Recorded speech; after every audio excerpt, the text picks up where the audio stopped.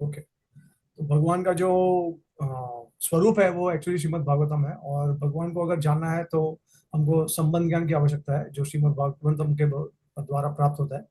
तो मैं पूरा जो क्लास है वो पावर पॉइंट प्रेजेंटेशन के थ्रू आपको प्रेजेंट करूंगा। बहुत सारे अमेजिंग पॉइंट्स हैं, आपको बहुत मजा आएगा। और तीन भाग में है इसका प्रेजेंटेशन, एक एकेडमिक पर्सपेक्टिव से है, एक शास्त्रिक पर्सपेक्टिव से, और एक स्पिरिचुअल पर्सपेक्टिव से। तो कोशिश करूंगा जितना जल्दी हो सकता है हम कवर करें पॉइंट्स, लेकिन काफी सारे पॉइंट्स हैं। और जो एकेडमिक सेशन जो होगा, पर्सपेक्टिव होगा, वो एक्चुअली क्योंकि मैं यूनिवर्सिटी में कोई प्रोफेसर नहीं हूँ, बाहर के यूनिवर्सिटी में, तो मैंने ये जो पॉइंट्स है वो हिज ग्रेस राधिका रमन प्रभु जी है, यूएस के। वो रिलीजियस हेड है आयोवा स्टेट यूनिवर्सिटी के। तो वहाँ पे आयोवा या फिर उता state university, I don't remember, but उन्होंने एक सेमिनार दिया था इस्कॉन सिलिकॉन वैली में। तो वो उनके जितने भी एसेंशियल पॉइंट्स है, मेन पॉइंट्स है, वो मैंने कंपाइल किया है, और वो मैं आपको प्रेजेंट करूंगा। और बाकी शास्त्रिक पर्सपेक्टिव जो है वो श्री राजीव गोस्वामी के तत्व संदर्भ से है। और स्पिरिचुअल पर्सपेक्टिव जो है वो जो भी मतलब हमने सुना है आचार्यों के द्वारा या रियलाइज किया है मैंने खुद, वो मैंने प्रेजेंट किया है। तो मैं स्लाइड शेयर करना चाहूंगा।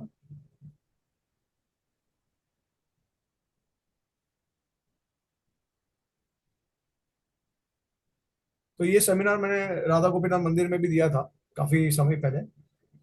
मुझे पता नहीं है कितने डिवोटिस ने अटेंड किया था या देखा था ये, बट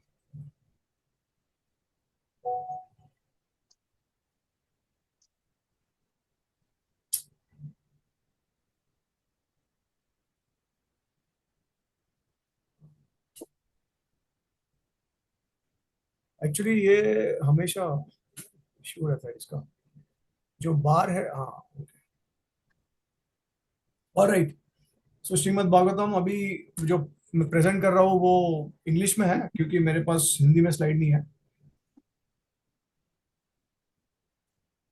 तो श्रीमद् भागवतम जो है वो भगवान श्री कृष्ण से अभिन्न है, और इस कलयुग में भगवान कृष्ण जब चले गए थे तो उसके बाद श्रीमद् भागवतम का उदय हुआ था।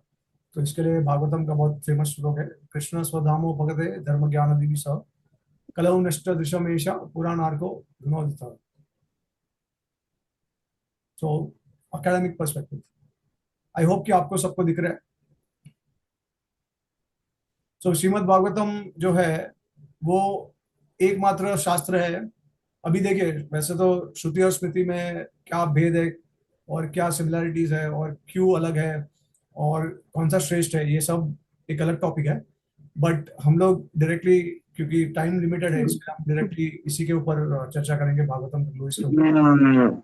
और तो श्रीमद् भागवतम जो है वो एक पीएचडी डिसर्टेशन की तरह है।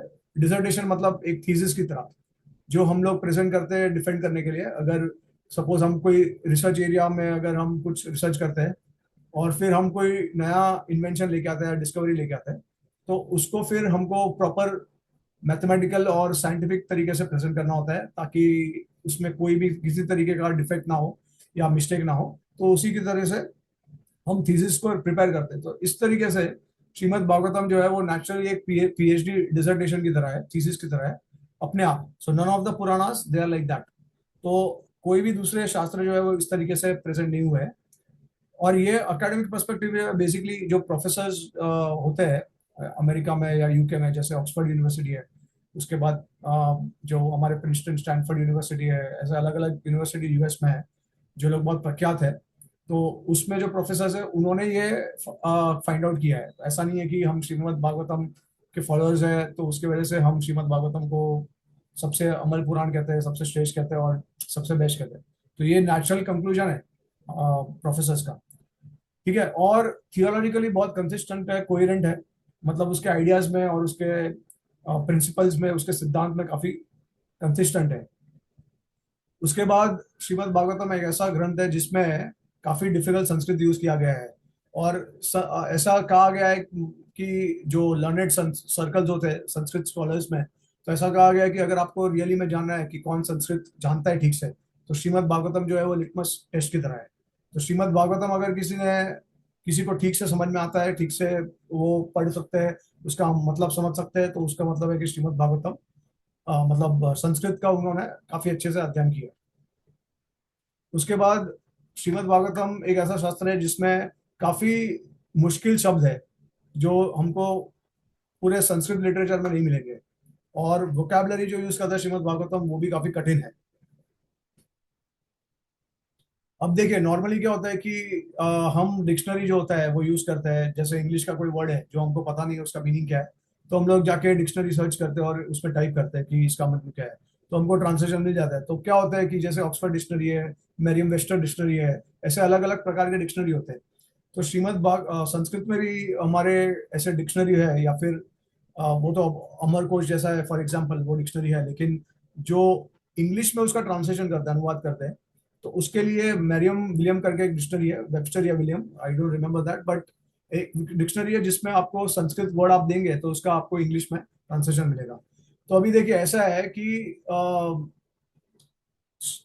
अगर इंग्लिश में अगर किसी को उसका मतलब बताना है, उसका मीनिंग क्या है, उसका मीनिंग ये है कि जो इंग्लिश जो डिक्शनरी होते हैं वो कहाँ से मीनिंग लेते हैं, क्योंकि वो देखिए संस्कृत में आपको पता है कि एक एक शब्द जो है, एक एक सिलेबल जो होता है, एक एक वर्ड होता है, उसके बहुत सारे अलग अलग मतलब निकल सकते हैं। तो संस्कृत जो है वो बहुत वेराइटी लाइक देता है हमको उसके मीनिंग्स में, और लेयर्स होते हैं मीनिंग्स के। तो वो हम लोग इंटरप्रिटेशन के हिसाब से हम लोग चेंज कर सकते हैं। इसके वजह से क्या होता है कि जो जो इंग्लिश वाले जो होते हैं जो डिक्शनरी यूज करते हैं, तो उसमें वो लोग कहाँ से मीनिंग उठाते हैं, क्योंकि अलग अलग जगह पे अलग अलग मतलब कभी कभी बताया होता है अलग अलग कॉन्टेक्स्ट में।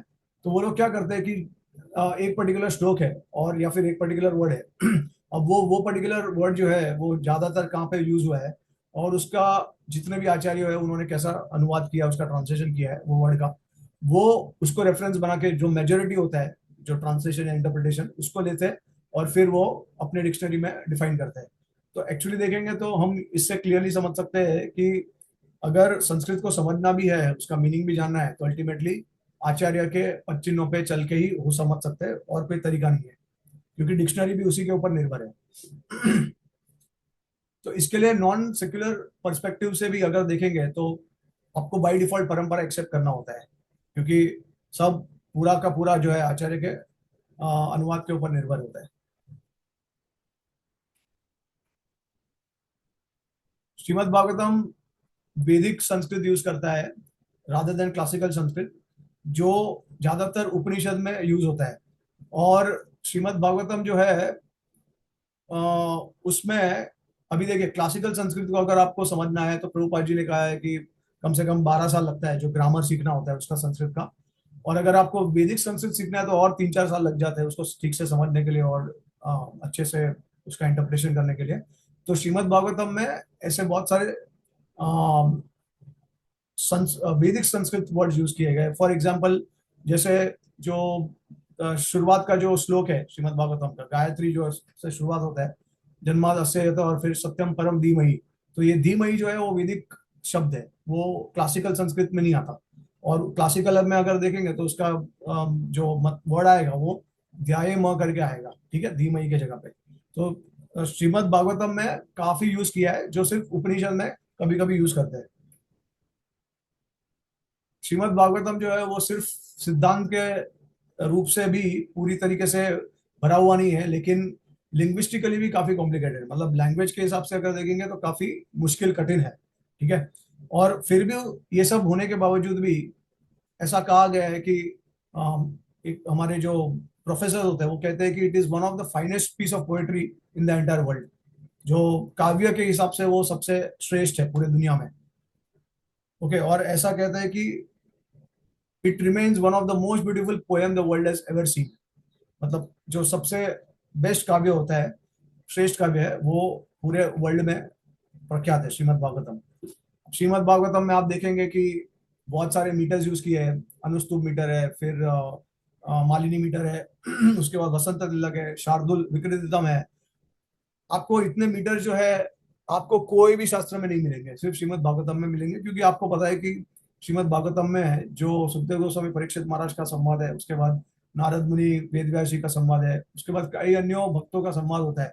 तो अपने अपने भाव के हिसाब से, अपने मूड के हिसाब से वो लोग चीजों को अलग अलग तरीके से बोलते हैं अपने भाव के हिसाब से। तो उसके वजह से वेराइटी ऑफ मीटर्स हो जाते हैं, इतने मीटर्स है, इतने मीटर्स है कि कोई ऐसा पूरे शास्त्र में नहीं है। ठीक है, श्रीमद् भागवतम में इतने सारे मीटर्स है।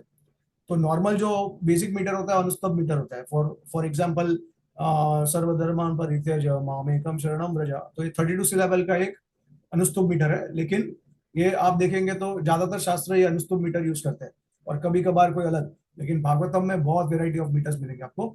और कभी कभी आपको प्रोज सेंटेंसेस भी मिलेंगे, मतलब वन लाइनर्स, लाइक बड़े बड़े लाइंस मिलेंगे। तो जैसे फिफ्थ कैंटो में अगर आप देखेंगे तो उसका कोई ऐसा कोई बोलने का या गाने का कोई तरीका नहीं है, उसको सिर्फ बोला जाता है, दैट्स इट।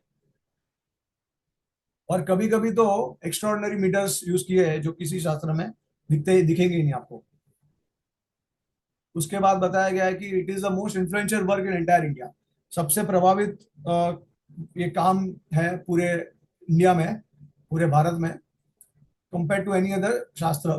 तो ये इसका जो भागवतम का जो प्रभाव है वो सिर्फ जो संस्कृत के स्कॉलर्स है या फिर जो भक्त है उनके ही प्रति नहीं होता है, लेकिन उसका प्रभाव जो है वो dance, music, drama, culture, art में सब जगह पे होता है। और इसका मैं आपको एक्सप्लेन करूंगा कि किस तरीके से हम इसको डाइजेस्ट कर सकते हैं। देखिए, अब भागवतम का जो है मेट्रिकल पैटर्न जो है वो चेंज होता है। आपको जैसे मैंने आपको कहा बहुत सारे वेराइटीज ऑफ मीटर है, और लेयर्स ऑफ मीनिंग जो है वो छुपे हुए हैं। तो भागवतम के श्लोकों में, भागवतम के शब्दों में काफी हिडन मीनिंग्स होते हैं जो हमारे आचार्यों ने ही हमको समझाया है। ठीक है, तो इसके लिए कभी भक्तिसिद्धांत ठाकुर जो है उन्होंने पहले श्लोक में, जब वो आई थिंक राधा कुंड या व्रज मंडल में थे, तभी उन्होंने एक श्लोक का ही उन्होंने 3 से 4 महीने लगा दिए थे एक श्लोक को समझाने के लिए, अलग अलग तरीके से समझाने के लिए। तो हमारे आचार्यों ने भी जो पहला श्लोक है भागवतम का 111, उसके उन्होंने कम से कम 15 से 20 इंटरप्रिटेशन और अलग अलग पर्सपेक्टिव दिए। तो वो ऐसे, हालांकि है वो ओपनिंग वर्स है, गायत्री है, एक तरीके इनडायरेक्टली गायत्री है, लेकिन उसको उन्होंने राधा कृष्ण के लीला के साथ भी कंपेयर किया है और बताया कि किस तरीके से पहला जो श्लोक है वो राधा कृष्ण से अभिन्न है। तो ऐसे बहुत सारे जो होते हैं ना मीनिंग्स, वो आचार्य के द्वारा हमको समझ में आते हैं। और इंग्लिश लैंग्वेज जो है वो जस्टिफाई नहीं कर सकता है, क्योंकि इंग्लिश कोई कोई वर्ड्स का ट्रांसलेशन नहीं कर सकता है। जैसे फॉर एग्जाम्पल अगर हम प्रेम, प्रेमा स्टेज देखते हैं, उसके बाद प्रेम के बाद रस आता है। तो रस में अगर हम देखेंगे तो फिर जैसे स्थाई भाव है, स्थाई भाव के साथ में अगर हम फिर विभाव आता है, विभाव के साथ अनुभाव आता है, अनुभाव के बाद सात्विक भाव आता है, उसके बाद व्यभिचारी भाव आता है। तो ये पूरा बन के रस बनता है। अब इसको टेक्निकली इंग्लिश लैंग्वेज में डिफाइन करना काफी मुश्किल है, तो जस्टिफाई नहीं कर सकता है। तो इसके वजह से, क्योंकि श्रीमद इंग्लिश लैंग्वेज जस्टिफाई नहीं कर सकता है, इसके लिए बहुत सारे लेयर्स ऑफ मीनिंग ऐसे ही घूम हो जाते हैं। और श्रीमद भागवतम जो है ज्यादातर एक पोएट्री की तरह, काव्य की तरह है, राधा देन पुराण। सो जैसे मैंने आपको कहा कि भक्ति सिद्धांत ठाकुर ने पहला वर्ष के भागवतम के लिए 3 महीना लगा दिए, और इट इज, एक एक शब्द जो है, एक एक सिलेबल जो है वो नॉन डिफरेंट फ्रॉम कृष्णा है। इसके लिए इतना समय लग गया। कृष्ण इज अनलिमिटेड, इसके लिए भागवतम भी अनलिमिटेड है। अब प्रश्न ये उठता है कि ये जो श्लोक्स है वो कहाँ से आए, क्योंकि मतलब ऑफ कोर्स श्लोक जो है वो ओरिजिनल फॉर्म में ही है, लेकिन क्योंकि वो जमाने में पेपर नहीं थे, राइट, और वो हम लिखने, तो जीव गोस्वामी के समय पे पेपर स्टार्ट हुआ, उसके पहले पेपर नहीं थे। तो अभी देखिए ऐसा है कि अब इसका ये इससे रिलेटेड है कि श्रीमद् भागवतम का प्रभाव जो है वो आर्ट, डांस, म्यूजिक, कल्चर में इतना क्यों है, तो इससे जुड़ा हुआ है इसका उत्तर जो है वो। तो देखिए, ऐसा था कि श्रीमद् भागवतम जब भी या कोई भी शस्त्र को अगर कॉपी किया जाता था, पेपर में लिखाया जाता था, तो ऐसा होता था कि जैसे हम कॉपी पेस्ट करते हैं, अगर कोई हमको डिक्टेट करते हैं तो हम उसको टाइप करते हैं, या फिर अगर कोई रेफरेंस मटेरियल है तो उसको हम देखते हैं, और साथ साथ में हम लोग लिखते हैं, फिर एक लाइन पढ़ते हैं लिखते हैं, एक लाइन पढ़ते लिखते हैं, ऐसा। तो क्या होता था कि बहुत बार है ना, जो अभी देखिए, पहली बात तो जो स्क्राइब्स होते थे जो कॉपी करते थे, तो कभी कभी तो ये स्क्राइब जो होते हैं वो नॉन डिवोटीज होते थे या फिर पेड होते थे। तो अभी उनका मोटिव जो था कुछ और था, लाइक जैसे उनको अगर पैसे कमाने थे या फिर उनको कोई अदर दूसरे पर्पज से कर रहे थे वो, तो वो जस्टिफाई नहीं करते थे। कभी कभी मिस्टेक्स हो सकते थे, कभी कभी सिलेबल मिस हो सकते थे, कभी कभी वर्ड्स मिस हो सकते थे। लेकिन तो ये ऐसे शास्त्रों के साथ हो सकता है, हुआ है पास्ट में, लेकिन श्रीमद् भागवतम को इतना आदर और सम्मान दिया है पहले से ही कि जो भी स्क्राइब ने उसको कॉपी भी किया होगा तो उसका जो वर्जन है भागवतम का, आपको देखेंगे, देखिए अभी श्रीमद श्रीला प्रभुपाद जी ने हमको श्रीमद् भागवतम का वर्जन दिया है, ठीक है, उन्होंने अब कमेंट्री दी है, लेकिन जो ओरिजिनल श्लोक जो है वो किधर और से लेके आए, ठीक है, तो उन्होंने भी कुछ रिफर किया होगा जहां से वो ओरिजिनल श्लोक लेके आए। अब ये ओरिजिनल श्लोक जो है श्रीमद् भागवतम के, वो हर जगह पे आप देखेंगे जैसे अलग अलग वर्जन होंगे, तो श्रीमद् भागवतम का वर्जन 99% सेम है। हाल कभी कभी ऐसा हो सकता है कि कोई कोई सिलेबल इधर से उधर हो गया रहेगा, लेकिन फिर भी सिलेबल चेंज होने के बाद भी उसका मीनिंग हमेशा सेम रहता है, श्लोक का चेंज नहीं होता है। क्योंकि ऐसा है, देखिए भागवतम इतना डेलिकेट है, उसके एक सिलेबल का भी अगर आप इधर से उधर कर दो तो पूरा, कभी कभी ऐसा हो सकता है कि पूरा विपरीत उसका मतलब भी निकल सकता है। लेकिन श्रीमद् भागवतम को इतना रिस्पेक्टफुली ट्रीट किया गया पहले से ही कि उसको इसके लिए वो स्टेबल मैन्युस्क्रिप्ट है। मतलब उसमें आप देखेंगे कि चेंजेस कुछ नहीं है, कोई अलग अलग वर्जन नहीं है अलग अलग जगह पे। जैसे उदाहरण के तौर पे अगर आप देखेंगे तो महाभारत के अलग अलग वर्जन है, ठीक है, साउथ में, नॉर्थ में, ईस्ट में, वेस्ट में, और आप देखेंगे टीवी सीरियल्स में भी महाभारत को काफी अलग अलग तरीके से प्रेजेंट किया गया है। तो ये सब श्रीमद् भागवतम और भगवत गीता भी फॉर्चुनेटली ये स्टेबल मैन्युस्क्रिप्ट है, इसमें इतने ज्यादा छेड़छाड़ नहीं किए गए।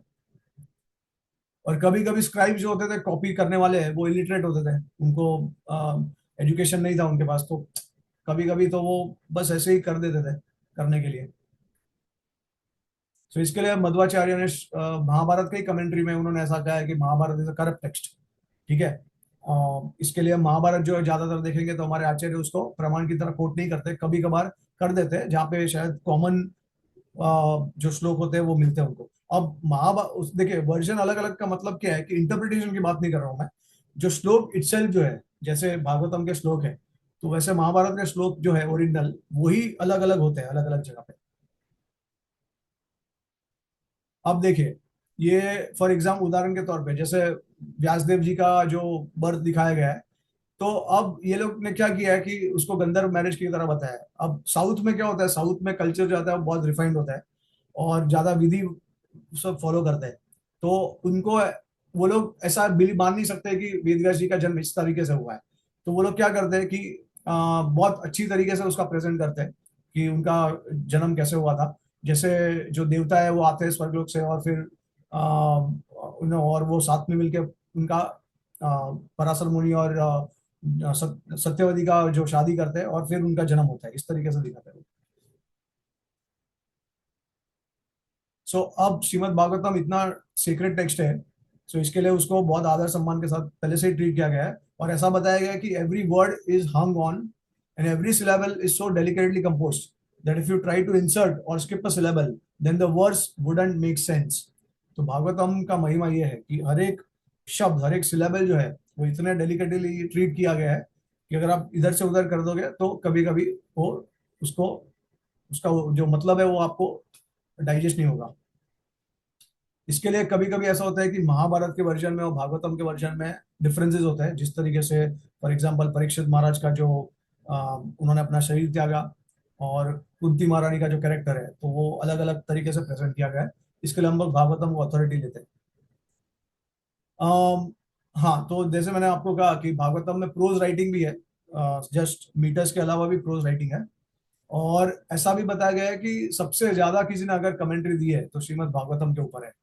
और there are 90 commentaries on the Srimad Bhagavatam, but vast majority we don't have available। तो 90 कमेंट्रीज है श्रीमद् भागवतम के लिए, और उसमें से वास्ट मेजोरिटी अवेलेबल नहीं है, लेकिन फिर भी हमारे पास 30 कमेंट्रीज है पूरे। और उसके बाद जो कमेंट्रीज जिसके जो शास्त्र के लिए ज्यादा कमेंट्री दी है वो विष्णु पुराण है, वो उसका उसके लिए सिर्फ 3 एक्सटेंड कमेंट्रीज है। तो आप सोच सकते हैं कि भागवतम ने कितने लोगों को इन्फ्लुएंस किया है। तो प्रोफेसर नरसिम्हाचारी जो ऑक्सफोर्ड यूनिवर्सिटी के थे, अब वो इस दुनिया में नहीं रहे, लेकिन एक पॉइंट ऑफ टाइम पे उन्होंने ऐसा कहा था कि भागवतम की जैसा कोई शास्त्र नहीं है, और उसको हम किसी कैटेगरी में, किसी श्रेणी में रख नहीं सकते, क्योंकि वो सब कुछ सब सब कैटेगरी को ब्रेक कर देता है। So it breaks about all categories like काव्य, श्रुति, स्मृति, ये सबसे परे है श्रीमद् भागवतम। तो ये हो गया हमारा एकेडमिक पर्सपेक्टिव। अब हम जाएंगे शास्त्रिक पर्सपेक्टिव में। यस, अभी देखिए मैं आपको एक बताता हूँ कि पुराण तो है, देखिए पुराण का मतलब क्या है, हिस्ट्री। लेकिन पुराण का एक और मतलब है, पुराण का मतलब है कि पुराण करना, मतलब कंप्लीट करना, ठीक है। तो कोई चीज जो है वो अधूरी रह गई है, उसको पुराण कंप्लीट करता है। तो अब पुराण का नाम पुराण क्यों है, क्या कंप्लीट करता है वो, किसको, तो वो श्रुति को कंप्लीट करता है। इसके लिए पुराण का जो महत्व है वो इससे भी ज्यादा अधिक है, श्रुति से भी अधिक है एक तरीके से। वो श्रीला जीव गोस्वामी अभी साबित करेंगे उनके तत्व संदर्भ में, और आप देखेंगे किस तरीके से, ठीक है।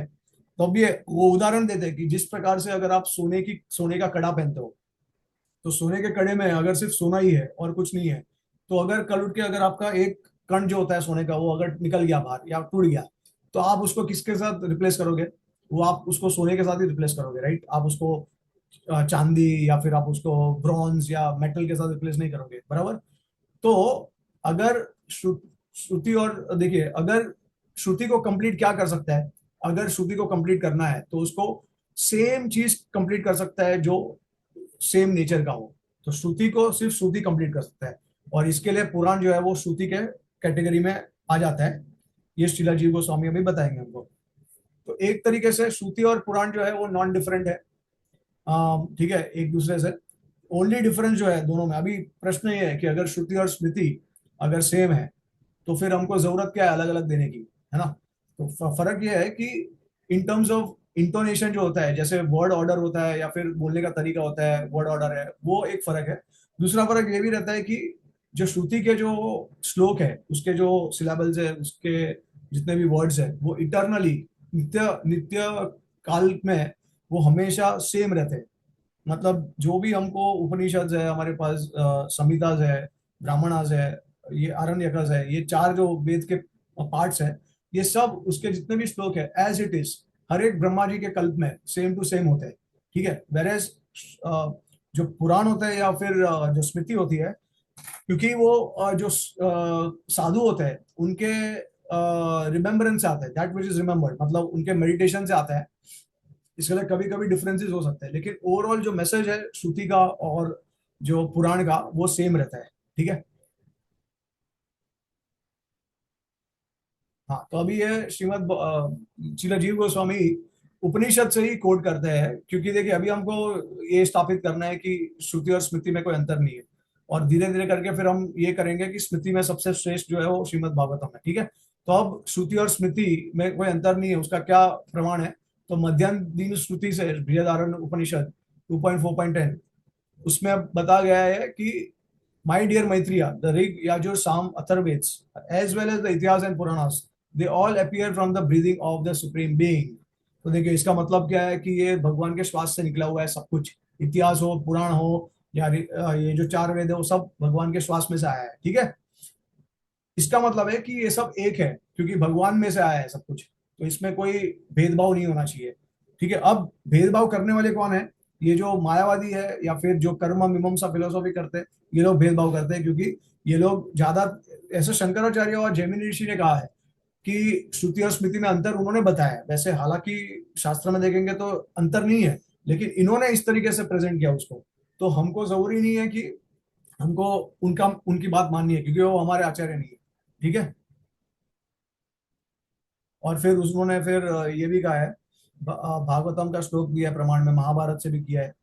और भी चांदोग्य उपनिषद में बताया गया कि whenever sir I have studied the Rig, Sam, Yajurved, Atharved and also Ityas and Puranas which are the fifth Ved।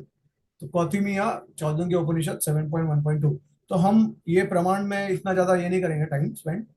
तो ये सब बहुत सारे प्रमाण है। तो ये हमारा अलग अलग उपनिषद से उन्होंने कोट किया, अथर्ववेद से कोट किया है। ओके, अब प्रश्न ये आता है कि ठीक है, श्रुति को कंप्लीट करने वाला पुराण है, ठीक है, लेकिन प्रश्न ये है कि वेदांत सूत्र क्यों नहीं। क्योंकि वेदांत सूत्र जो है वो एक्चुअली देखेंगे तो एसेंस है पूरे वेद का, राइट, वेद का सार है। वेद व्यास जी ने पहले तो सबसे पहले एक वेद को चार वेद में डिवाइड किया, उसके बाद उन्होंने इतिहास का निर्माण किया, उसके बाद उन्होंने पुराणास का किया, और अंत में बाद में उन्होंने सब कुछ होने के बाद कमेंट वेदांत सूत्र उन्होंने लिखा, जो बेसिकली सार है सबका। उसके बाद ऑफ कोर्स श्रीमद् भागवतम जो नेचुरल कमेंट्री ऑन वेदांत सूत्र है, जो हम चैतन्य महाप्रभु ने कहा है। तो अभी प्रश्न ये आता है कि वेदांत सूत्र क्यों नहीं, क्यों भागवतम की जरूरत है, आवश्यकता है। तो आपको पता है कि व्यासदेव जो थे वो सेटिस्फाइड नहीं थे, ये सब करने के बाद भी उन्होंने भगवान का गुणगान नहीं किया था, इसके लिए वो सेटिस्फाइड नहीं, तो नारद मुनि आके उन्होंने शक किया। वो तो है ही, लेकिन वेदांत सूत्र जो है ना वो बहुत एसोटेरिक है, बहुत कंसाइज है। और अभी देखिए, मैंने पढ़ा है बलदेव देवशरण का ब्रह्म सूत्र, और मुझे पता है कि उसको समझने के लिए, मतलब आई मीन ऑलमोस्ट इम्पॉसिबल है अगर आप आचार्यों की टिप्पणी नहीं समझेंगे, क्योंकि वन लाइनर्स है। अब वन लाइनर्स में बहुत कुछ रहस्य छुपा होता है, आपको समझेगा भी नहीं। तो इसके लिए वेदांत सूत्र बहुत मुश्किल है, और उसके बाद भी उसके अलग अलग इंटरप्रिटेशन है। तो इसके लिए ऐसा एक शास्त्र चाहिए जो गुडनेस में हो, सत्व गुण में हो, जो सारा वेद का ज्ञान दे दे, सार दे दे, और साथ साथ में हमारे रिलेटेड जो स्टोरीज हो, हमको रेलेवेंट कॉन्टेक्स्ट के हिसाब से हमको समझाए। ठीक है, देखिए अभी ये एक ऑल एक डिफरेंस होता है कि पुराना जो होता है ना, वो स्टोरी के फॉर्म में हमको सिखाता है चीजें। वेरेज अगर हम वेदास को देखेंगे या वेदांत सूत्र को देखेंगे, तो वो फिलोसॉफिकली हम लोग को एक्सप्लेन करता है। तो सबको फिलोसॉफिकल समझ में नहीं आता है। और व्यासदेव ने इसी के लिए महाभारत और पुराण की रचना की थी, ताकि जो शूद्र है उनको भी समझ में आए और वो भी एक्सेस कर सके, क्योंकि वेदास जो है वो सिर्फ ट्वाइस बॉर्न जो लोग होते हैं उन वो लोग कर सकते हैं, ठीक है, जिन्होंने गायत्री ली होती है और जो वेद पढ़ सकते हैं। सो इसके लिए ऐसा एक शास्त्र की जरूरत है जो ह्यूमन ओरिजिन जिसका ना हो, और जो सारे वेद का सार हो, इतिहास पुराण का सार हो, और वेदांत सूत्र का भी सार हो, और कंप्लीट फॉर्म में हो। तो अभी देखिए, अलग अभी जीव गोस्वामी ने स्थापित कर दिया है कि श्रुति और स्मृति में कोई अंतर नहीं है। इनफैक्ट स्मृति जरूरी है श्रुति को कंप्लीट करने के लिए। अब वो एस्टेब्लिश करेंगे कि किस तरीके से सारे स्मृतियों में श्रीमद् भागवतम सबसे श्रेष्ठ है। ठीक है, तो अब हम देखेंगे कि क्वालिटी, जो पुराण का जो क्वालिटी है उसका जो एक बोलते हैं ना कि टेस्ट कैसे करें कि ये पुराण कितना अच्छा है या कितना प्रभावित है। तो वो हम बता सकते हैं कि अ, कौन से भगवान के वर्शिप के बारे में बता रहे हैं वो पुराण। उसके बाद है कि क्या ये सत्व गुण में आता है, क्या ये मतलब अलग अलग गुण में से कौन से गुण में आता है ये, और बाद में किस तरीके से उसकी शुरुआत होती है। तो अभी जैसे मैंने आपको कहा कि जन्मादस्य जो श्लोक है वो एक्चुअली गायत्री है, क्योंकि सत्यम परम धीमहि। तो गायत्री में जो होता है ना वो उसमें धीमहि, प्रचोदयात, ऐसे सब वर्ड्स होते हैं। तो उससे आपको पता चलता है कि, और ऑफ कोर्स गायत्री का एक अपना एक स्ट्रक्चर होता है, जिससे उसका जो पर्पस होता है, जो वर्शिप करने, किसको वर्शिप कर रहा है, कैसे वर्शिप होता है, उस तरीके का वो पूरा श्लोक बनाया होता है। तो ये हम देख सकते हैं कि भागवतम का जो पहला श्लोक है वो उस गायत्री की जैसा ही है एकदम, उससे अभिन्न है, लेकिन अलग, लेकिन कंप्लीटली गायत्री नहीं बोल सकते, क्योंकि अगर गायत्री अगर हम दे देंगे तो उसका मतलब है कि, क्योंकि शूद्रा जो है वो गायत्री का जप नहीं कर सकते, तो इसके लिए उन्होंने इस तरीके से उसको रखा है कि छुपा के रखा है गायत्री को, ताकि सब एक्सेस कर सके उसको। ठीक है, अब देखिए सत्व रजो और तमो गुण, तीन गुण है उसमें से। सत्व गुण में श्रीमद् भागवतम में सबको पता है, हमारे 6 पुराण जो है सबको पता है। तो सत्व गुण में क्या होता है कि जो प्रश्न और उत्तर जो होते हैं ना वो काफी विस्तार में होता है उसका चर्चा, और जो सच बात है उसको बताया जाता है। ठीक है, लेकिन रजसिक और तमसिक पुराण में ऐसा नहीं होता। उसमें जो रजसिक वृत्ति है उसके बारे में चर्चा की जाती है। जैसे अगर मुझे कुछ प्राप्त करना है, मुझे स्वर्ग की प्राप्ति करनी है, मुझे कुछ मटेरियल डिजायर है उसकी फुलफिल करने हैं, तो वो उसको हम रजसिक बोलते हैं। तामसिक मतलब कंप्लीटली अज्ञान, अज्ञानता में जैसे भूत प्रेत होते हैं वो लोग वर्शिप करते हैं। तो राजसिक और तामसिक का तो कोई प्रश्न ही नहीं आता है, क्योंकि जो भगवान का जो भक्ति किया जाता है वो सत्व गुण के स्तर से किया जाता है, या फिर जो हम ब्रह्मांड को जो प्राप्त करना चाहते हैं वो सत्व गुण से होता है, ये सबको पता है। तो अब उसमें हम देखेंगे कि श्रीमद् भागवतम किस तरीके से सबसे श्रेष्ठ है। तो सात्विक पुराण में ये इंक्वायरीज होती है, ये प्रश्न पूछे होते हैं कि अल्टीमेट रियलिटी क्या है, उसके बाद सबसे बड़ा धर्म क्या है, और मनुष्य जीवन का कर्तव्य क्या है, और मरने के समय हम अपने आप को कैसा प्रिपेयर कर सकते हैं। ये सत्व गुण का जो प्रश्न उत्तर होता है, डिस्कशन होता है, चर्चा होता है, विस्तार से किया जाता है। हालांकि अगर रजिक्स और राजसिक और तामसिक देखेंगे तो उसमें कुछ और ही होता है। तो इसमें क्या होता है, देखिए जब आप कुछ ओपन एंडेड क्वेश्चन पूछ लेते हैं ना, तो स्पीकर को भी एक फ्रीडम मिल जाता है कि वो कुछ भी का, लाइक आपको कैसे कुछ भी शेयर कर सकते हैं। जैसे एग्जाम्पल भागवतम में सुखदेव परीक्षित महाराज ने सुखदेव गोस्वामी को ये 6 प्रश्न पूछे थे भागवतम के ओपनिंग में, और उन्होंने 6 प्रश्न के उत्तर नहीं दिए, सिर्फ पूरा विस्तार में सब कुछ एक्सप्लेन किया। उनके पास सिर्फ 7 दिन थे, लेकिन वो 7 दिन के अंदर उन्होंने सब कुछ बता दिया। मटेरियल क्रिएशन, मतलब आपको पता है 10 टॉपिक्स ऑफ श्रीमद भागवतम जो हम देखेंगे आगे जाके, तो वो सब कुछ बताया उन्होंने। तो वो पूरा फ्रीडम दे देता है स्पीकर को कि वो सब कुछ आपको अच्छी तरीके से समझाए, बताए, ताकि आप रेडी हो जाओ, ठीक है। तो कोई कंफ्यूजन या कोई मिस इंटरप्रिटेशन का कोई स्कोप नहीं है उसमें। तो ये जो सत्विक पुराण के जो उदाहरण है वो पद्म पुराण, विष्णु पुराण, भागवत पुराण।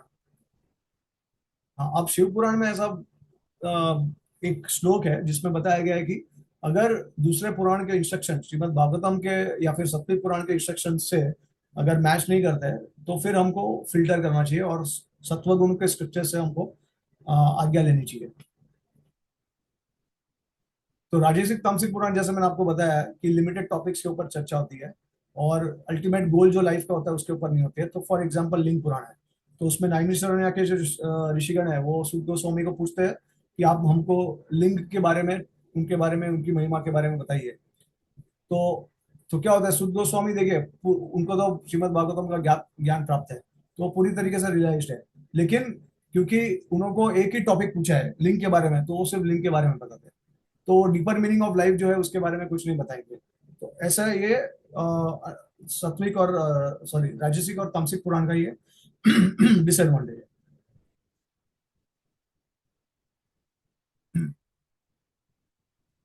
हाँ, तो देखिए, आपको पता ही होगा कि भागवतम का कैसे निर्माण हुआ है। व्यासदेव संतुष्ट नहीं थे, तो इसका भी, ये भी बताता है हमको कि किस तरीके से भागवतम सबसे श्रेष्ठ है। अब प्रश्न ये आता है कि आपने प्रभु जी बताया कि वेद के बाद इतिहास के बाद पुराण, पुराण के बाद वेदांत सूत्र, वेदांत सूत्र के बाद श्रीमद् भागवतम। लेकिन पुराण में तो श्रीमद् भागवतम भी आता है। तो पुराण, 18 पुराण जो है, तो उसमें तो भागवतम भी आता है। तो फिर श्रीमद् भागवतम जो वेदांत सूत्र के बाद आया, वो कौन सा भागवतम है और ये कौन सा है? तो जीव गोस्वामी बताते हैं कि बेसिकली श्रीमद् भागवतम जो है वो सटल तरीके से आया था पहले के पुराणों में। जैसे 18 पुराण पहले आए थे ना, तो उसमें श्रीमद् भागवतम पूरी तरीके से विस्तार में समझाया नहीं था, वो सटल फॉर्म में था। जिस प्रकार से फॉर एग्जाम्पल जैसे चतुश्लोकी श्रीमद् भागवतम है, सेकंड कैंटो में आता है। उसमें 4 श्लोक में पूरा जो भागवतम है वो ब्रह्मा कृष्ण ब्रह्मा विष्णु भगवान ब्रह्मा जी को प्रदान करते हैं भागवतम का ज्ञान।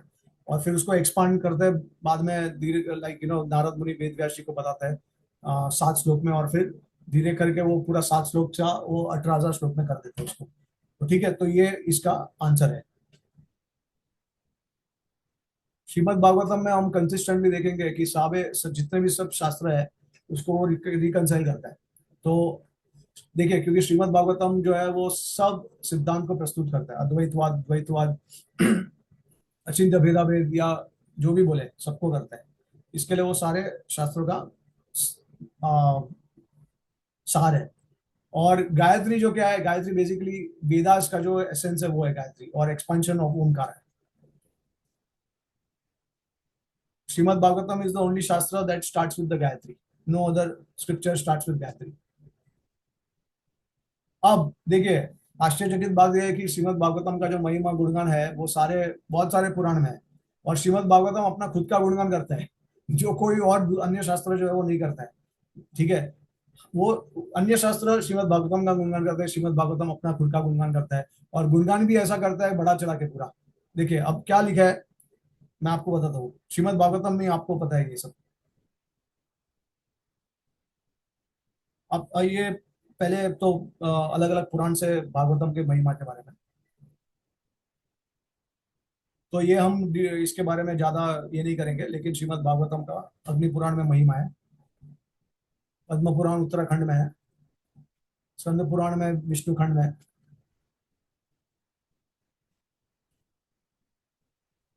पद्म पुराण वापस उत्तराखंड, गरुड़ पुराण में है। ओके, तो देखिए, आ, महाभारत में भी एक तरीके से महाभारत का सार भी देता है। एक्चुअली महाभारत एक तरीके से देखेंगे तो पूरे वेद का सार है, और हालांकि अलग अलग वर्जन है, इसके लिए हम उसको कोट नहीं करते हैं। लेकिन महाभारत का जो main, one of the main reason था कि वो पूरा ठीक से वो वेद का सार बता दे, तो इसके लिए। बट अभी ये महाभारत का जो कंक्लूजन है वो क्या है, तीन चीज है महाभारत में। नारायणीय सेक्शन है जिसमें विष्णु सहस्त्र नाम है, उसके बाद भगवत गीता है, देखिए उसके बाद विष्णु सहस्त्र नाम है, भगवत गीता है और नारायणीय सेक्शन है, ठीक है। तो ये तीन महाभारत का कंक्लूजन है, और श्रीमद् भागवतम ये तीन कंक्लूजन को बहुत विस्तार से बताता है। इसके लिए श्रीमद् भागवतम महाभारत को भी विस्तार से बताता है। स्कंद पुराण से रेफरेंस है। हाँ देखिए, it is only natural that each Purana encourages its own reader. अभी देखिए पुराण का ऐसा होना चाहिए, अभी पुराण जो क्रिएट करे अलग अलग तामसिक और राजसिक, तो वो उसका उद्देश्य उद्देश्य क्या है, ताकि जो राजसिक और तामसिक गुण में हो वो हम वो पढ़े पुराण को। लेकिन तो उसके लिए पुराण के लिए, हर पुराण के लिए नेचुरल है कि वो अपना खुद का गुणगान करे, लेकिन ये ऐसा है कि वो खुद का गुणगान नहीं करता, वो भागवतम का गुणगान करते हैं। तो इस तरीके से इनडायरेक्टली भी वो सबको बता रहे हैं कि हम, ठीक है आप हमको वर्शिप कर रहे हो, लेकिन आप रहस्य समझने की कोशिश कीजिए कि अल्टीमेटली हम किसको वर्शिप करना को डायरेक्ट कर रहे हैं।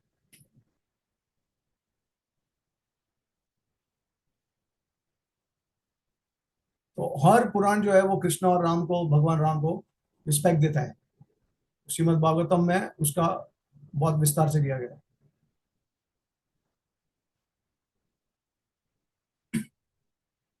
तो इसके लिए अब भागवतम में क्या लिखा है कि for the blind souls of Kaliyuga this Purana has now risen like the सन।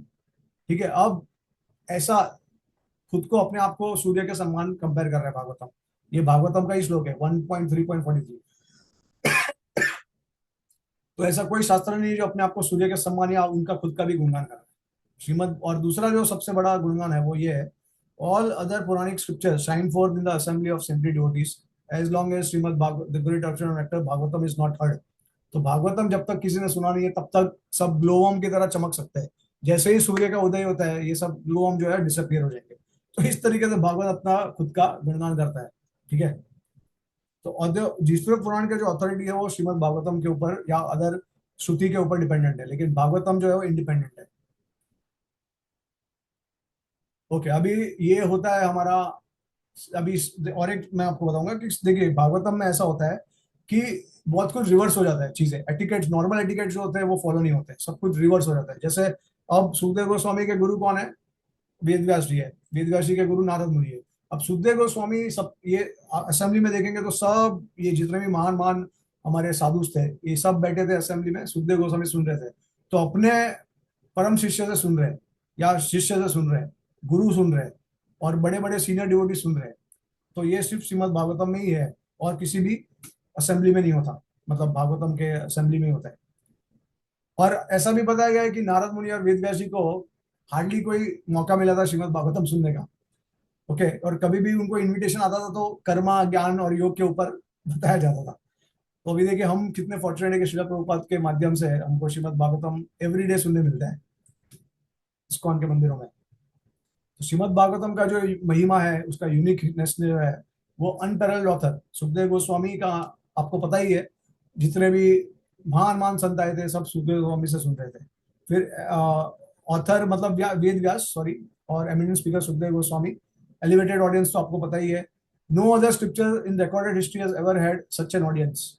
किसी, कोई भी शास्त्र में ऐसा, जो हमारे भक्तों का संघ जो है इस तरीके का, उत्तम अधिकारी जो महाभागवत भक्त जो है उनका संघ जो है, वो कोई दूसरे शास्त्र में इसके बारे में वर्णन नहीं है। सिर्फ एक जगह पे आता है जब भीष्म पितामह जो है वो युधिष्ठिर महाराज को धर्म के बारे में और अपनी प्रजा के बारे में, उनके राज्य के बारे में उनको आदेश देते हैं, तभी वो थोड़ा बहुत असेंबली होता है वैसा उस तरीके का, बट एकदम वो सेम नहीं होता है इस प्रकार का।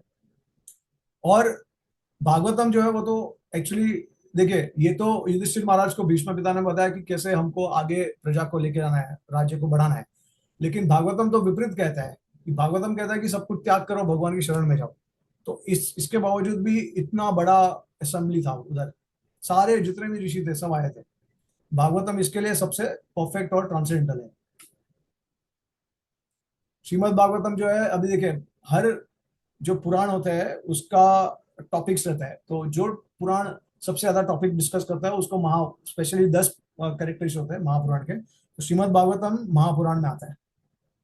10 टॉपिक्स आपको भागवतम के पता है, सर्ग विसर्ग स्थानम पोषणम उक्ति मनवंतर ईशानुकर्ता निरोध मुक्ति आश्रय। तो भागवतम ही एक ऐसा है जो हर एक कैंटो में हर एक 10 टॉपिक के बारे में चर्चा करता है। और कोई कोई टॉपिक को ज्यादा, मतलब अभी जैसे कोई टॉपिक से जैसे सर्ग है तो वो ज्यादातर किस पे पाया जाता है वो हम अभी देखेंगे। लेकिन जो दूसरे पुराण जो है वो ज्यादातर 5 टॉपिक का ही चर्चा करते हैं, सर्ग प्रतिसर्ग वंश मनवंतर वंशानुचरितम, दैट्स इट।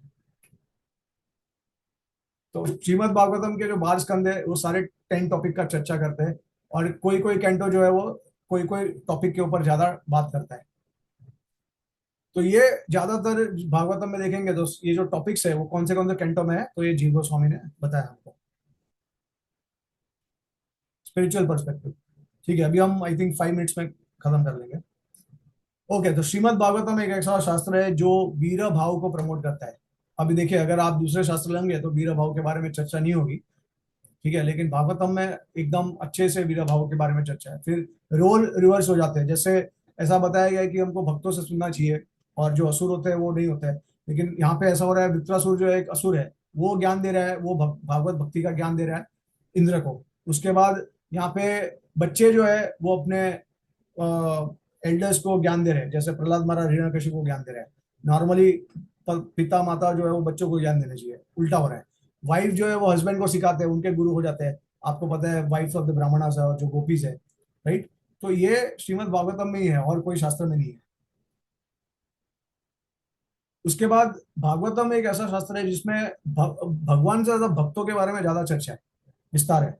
अभी देखिए, आप लेंगे प्रहलाद महाराज का टॉपिक देखे, ध्रुव महाराज का टॉपिक देखे, तो भगवान का जो अपीयरेंस है उसका हार्डली 2-3 चैप्टर है। लेकिन ध्रुव महाराज प्रहलाद महाराज का देखेंगे तो बहुत विस्तार से, जैसे 7-8 चैप्टर है ऐसा बताया है।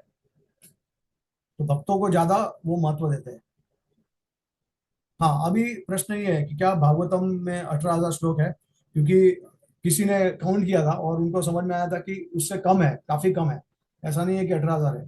तो इसका इसका आंसर ये है कि देखिए, भागवतम में अलग अलग मीटर्स है और बड़े बड़े श्लोक है, इसके वजह से।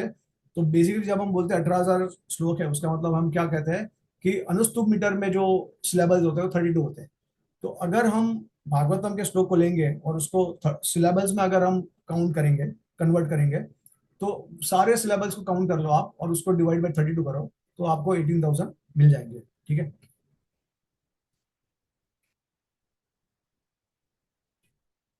हाँ, तो ये है। तो श्रीमद् भागवतम जो है वो भगवान के शरीर से कंपेयर किया गया श्री पद्म पुराण में इसका। हाँ, अब देखिए, कृष्णा भगवान आते हैं वंश देव ब्रह्मा, उसी प्रकार से भागवतम वंश देव ब्रह्मा अपियर होता है। ठीक है। अदर कलयुग में अदर भागवतम अपियर नहीं होता भागवतम। क्योंकि अगर हम भागवतम कहेंगे कि हम भागवतम का मतलब क्या है, Bhagavatam see what is Bhagavatam, Bhagavatam is not different from Krishna, अभिनय कृष्णा से। तो कृष्णा ही नहीं है तो भागवतम कैसे हो सकता है। और कृष्णा की व्रत लीला नहीं है, मथुरा द्वारका लीला नहीं है, तो भागवतम 10वां स्कंद ही नहीं है, रास पंचाध्याय ही नहीं है जो भागवतम का सार है, तो वो हो ही नहीं सकता। तो भागवतम जो होता है बहुत रेयर है, वो once in a day of Brahma की तरह आता है। हाँ, तो अभी पहले के 2 स्कंद कैसे फिट होते हैं भागवतम में, कभी कभी कोई बोलते हैं कि क्योंकि जो कॉन्वर्सेशन स्टार्ट हुआ सुखदेव गोस्वामी का वो 10 सेकंड स्कंद के सेकंड कैंटो से हुआ के बाद। तो इसका आंसर ये देते हैं कि वेद व्यास जो है वो त्रिकाल ज्ञानी होते हैं, और त्रिकाल ज्ञानी की वजह से वो पास्ट प्रेजेंट फ्यूचर सब कुछ देखते हैं, और फ्यूचर के जितने भी इवेंट्स है वो अपने कंपाइलेशन में ऐड कर देते हैं। इसके लिए हमको पहले के 2 स्कंद भी मिल जाते हैं। हाँ, सुखदेव गोस्वामी ने श्रीमद् भागवतम का ज्ञान प्राप्त किया, ठीक है, लेकिन उन्होंने ये सबको नहीं सिखाया। उसका मतलब है कि बाकी सब कुछ सिखाया, लेकिन श्रीमद् भागवतम को छोड़ के। उसका मतलब है भागवतम का रहस्य अल्टीमेट है। हाँ, अभी देखिए, रोमार्शन सुधा, उसने बलराम जी का अपमान क्यों किया, उनको आदर सम्मान क्यों नहीं दिया, क्योंकि उनको भागवत का ज्ञान नहीं था। तो ये जीव गोस्वामी कहते हैं। रसिक वैष्णव जो होते हैं वो राधे श्याम को हर जगह पे देखते हैं, श्रीमद् भागवतम के कमेंट्री श्लोक्स में। इस तरीके से आचार्य ने कमेंट्री दी है, हर एक सिलेबल में हर एक श्लोक में सब जगह पे राधे श्याम दिखते हैं उनको। तो श्रीमद् भागवतम जो है वो एक सूर्य के समान है। और जो हमारा जो देखिए, ऐसा है कि कभी कभी प्रश्न पूछा जाता है कि क्या भागवतम सेट्स हमको देने चाहिए, लोगों को डिस्ट्रीब्यूट करने चाहिए, पढ़ेंगे नहीं, बहुत बड़ा है, घर पे रखने की जगह नहीं है। तो ऐसा है कि क्या उसको, या फिर कभी कभी अज्ञानता में लोग पढ़ेंगे नहीं, तो क्या देना चाहिए हमको। तो ऐसा है, देखिए, जो क्लाउड है, जो बादल होते हैं, उसका जो कारण है वो क्या है?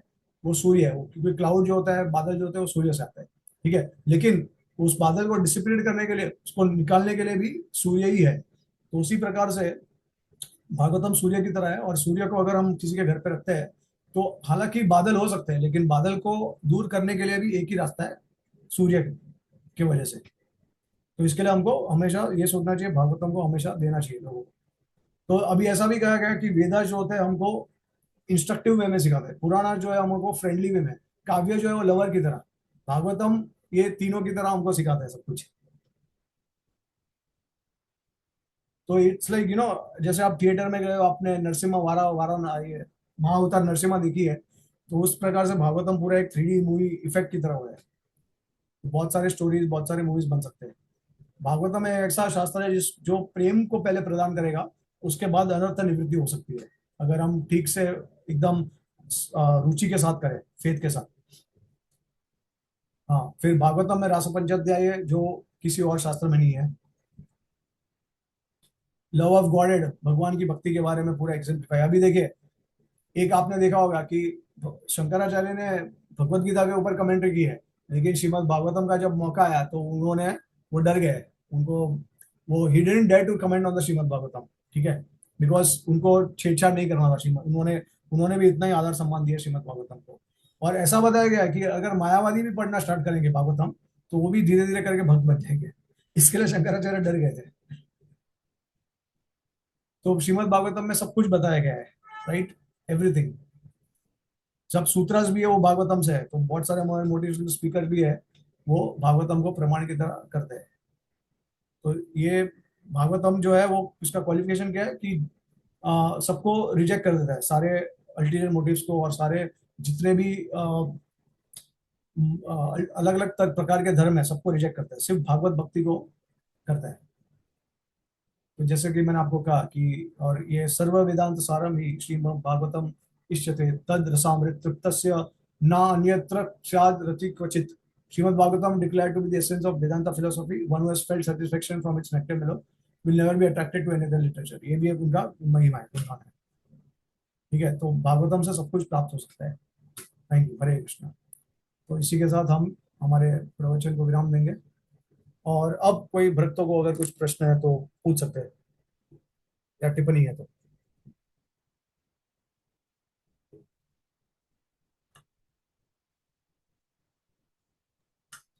हरि बोल। थैंक यू वेरी मच प्रभु। थैंक यू बाबू जी, हरे कृष्णा।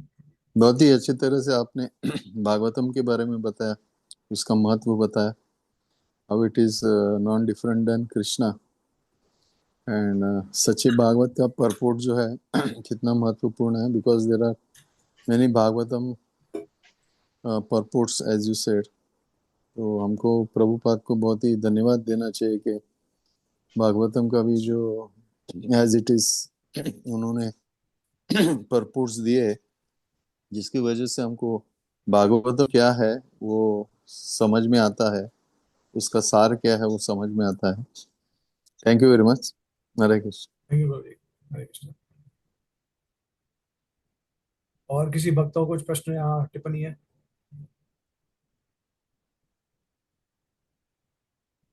हरे कृष्ण प्रभु जी, दंडवत प्रणाम। हरे कृष्णा। हरे कृष्ण प्रभु जी, दंडवत प्रणाम। हरे कृष्णा प्रभु जी, दंडवत प्रणाम। वेरी नाइस प्रेजेंटेशन प्रभु जी, मैं बहुत आभार हूँ। Thank you. हरे कृष्णा प्रभु जी, प्रणाम। बहुत सुंदर डिस्कशन हुआ एकेडमिक।